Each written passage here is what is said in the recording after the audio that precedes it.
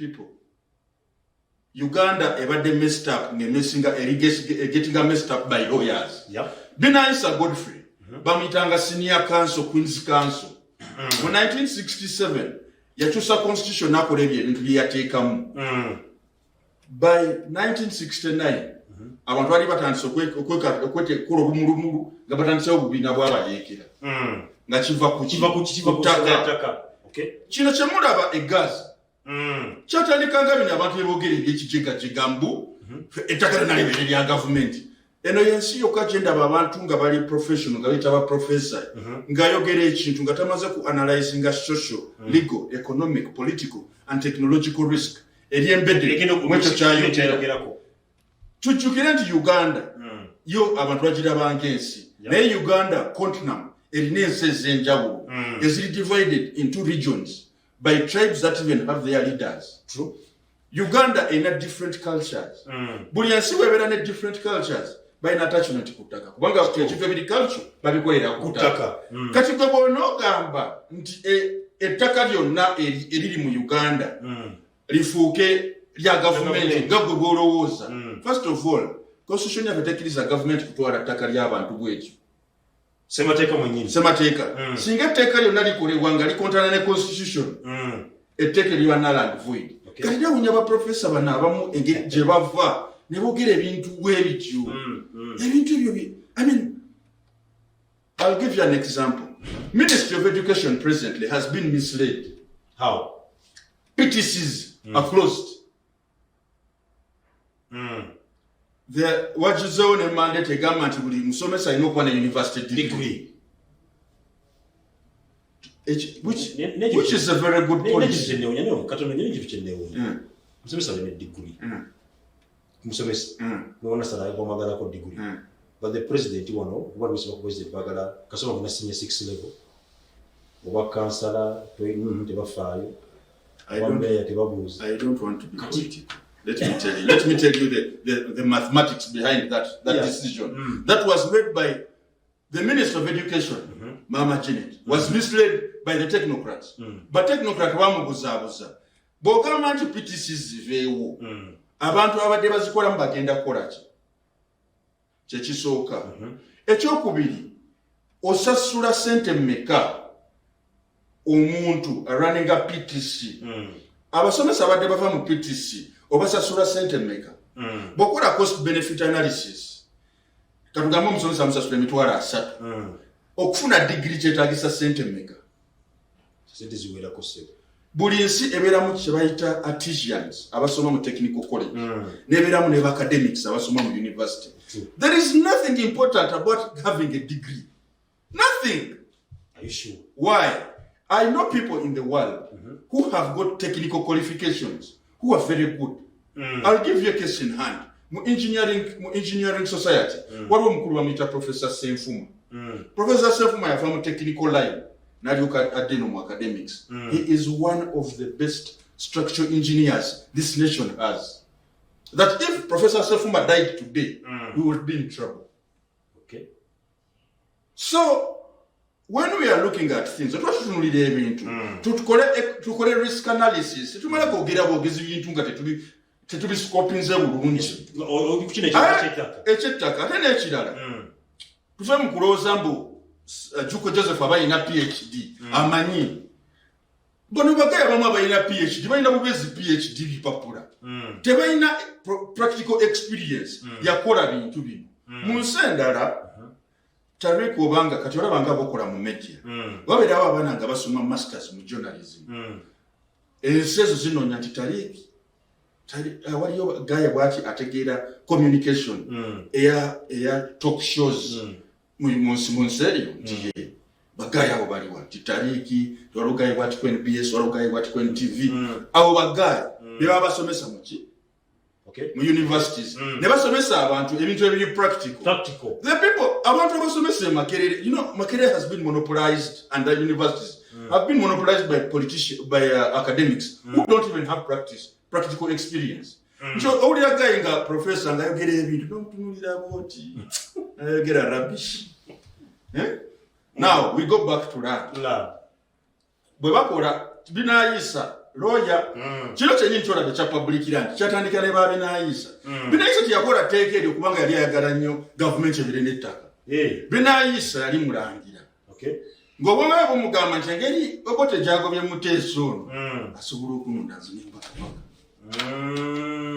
kati binaayisa Dominion mwava mu family mwava bali ettaka lyabwe siringi nnyo nga bagaya abalala bali related to the kinship so yali ayagala kukozesa omuwaatu ogwo abbe ettaka ly'abantu wano mu Buganda era singa mukigenderera bona binaayisa Godfrey alina ebyapa bya freehold bingi nnyo mu bifo ebiri critical may his soul rest in peace but binaayisa was the thief obuyinza obukakafu bujjawa gwetunula ebyapa gwejagala ogende mu lands ononye ebyapa bya freehold olabe beke ndiko Godfrey binaayisa byonna nga bibye mataka g'abantu so yete take limene for self gains. Thank you.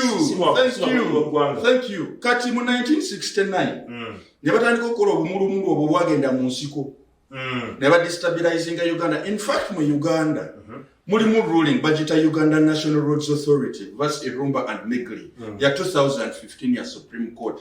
Abalamuzi ba Supreme Court bagamba bo baaliwo mu 1999 balabe ekiyinza okubaawo nga gavumenti yeddiza ettaka ly'abantu ku mpaka tebandiyagadde mu bulamu bwabwe baliwo kukiwulira nti kizemu kwagala kuddamu kulaba mbeera eyo ngeri wano mu Uganda kati oyo profesa agamba ngu ettaka lifuke public atuwe wisdom gy'akozesa okwanalinga ruling eri mu Uganda National Roads Authority vs Irumba and Migli mulabo baategeera. Now we roll down mu 1969 after making the 1967 constitution ne bakola 1969 Public Lands Act 1969 Public Lands Act bagikola nga obuyinza bwonna ku ttaka eruwa Uganda Land Commission. Now 1969 eyo we tutandikira okufuna pate ku byapa bino ensonga eziriwo kati abantu babe mwita aba professor bani batasobola kusortinga ne batandika okukola freeholds nga situla ku mayiro. The problem has gone on until now and everyone says omanye ennaku zino ettaka zibu osanga ebyapa nga biri bitaano nga biri ku ttaka lye and you know people are in Ministry of Lands, commissioners are people saying those stupid things. Then you ask them, what are you doing here? Do you deserve the office? Now we batandika okukola ebyapa then people abantu mu 1969 Public Lands Act abantu abagezigezi batandika okwapulayingira amataka g'abantu ne bakolako freeholds. Etteka ne likoleddwa. Yes. Okay. Kati kankwe living example. One of the people taking advantage y'ekintu kino bamuyita Yusuf Kakumiri.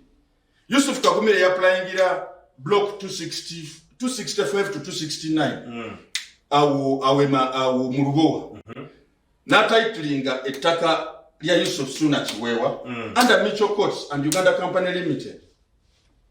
Anasiri eyo kali ya titlinga n'agende wa moli kiti omusamba na titlinga eka 780 n'agende wa erinjiri n'afumba na titlinga eka zisuke 13 n'akirira side zene rugazi nayo na titlinga. Basically Yusuf Kagumire yakozesa etteeka almost okufula abantu abaganda landless. The problems we are having today, these guys bring all the titles, zivao. Okay. Now, 1969 bakoze 1969 Public Lands Act. Ne bakwata obuyinza bonna ku ttaka ne bakuwa abantu mu Uganda Land Commission. Kati kino kyekiva mu kukola amateeka nga abantu tebagalowozezza. Abantu abali mu Uganda Land Commission tebalina magezi ga handling ttaka lino lya mayiro. Why? Because singa balina amagezi ago bandibadde bateekawo strategy, policy and procedure converting mayiro zino nezifuula freehold mu mannya g'abo abaali bannannyini baago. Naye lwakubanga baali baagala abantu bafiirwe ebyobugagga byabwe batandika kugaba byapa bwe batyo jjumula. Now, this is when the multiple titling problem was caused in this country. No philosopher has come out, Banobemugamba professor, to look at things this way. Kati, nechigenda bwe kityo mu 1971 ndoza Amini Nabwamba. Amini bwawamba, ne basigala nga bakola ebintu ebyekijigajiga weebityo. 1975, Amini got fed up. natekawo 1975 public lands decree nagalawo ministry of lands kati waliwo abantu mu Uganda kumanya bannayuganda bajjega waliwo abantu mu Buganda wano abalina ebyafa bya mayiro nga biva 1969 paka 1975 nga babi issuingiramu 10 eyo kuminso byaggalibwa 1969 mayiro land yasizinga okubeerawo kati gwe oyina ekyapa kya mayiro nga kitandika mu 1971 72 73 wakifuna otya nga mayiro zaali teziriiwo mu Buganda era obasanga mu kooti nga bagamba I have a title I have indefeasibility of title nobatunuulira nogalaba bano mbasanga mu kooti mbakuba baleetaga paapa omusajja azze mbakuba Luganda agado minister of lands agaddewo by 1969 mayiro titles zaali ziri 6 kati gwe bota n'ekyapa makati ga 1969 ne 1975 nga mayiro yali teriiwo kati ebyapa ebisinga byolaba ebiri forged ebiriko private mayiro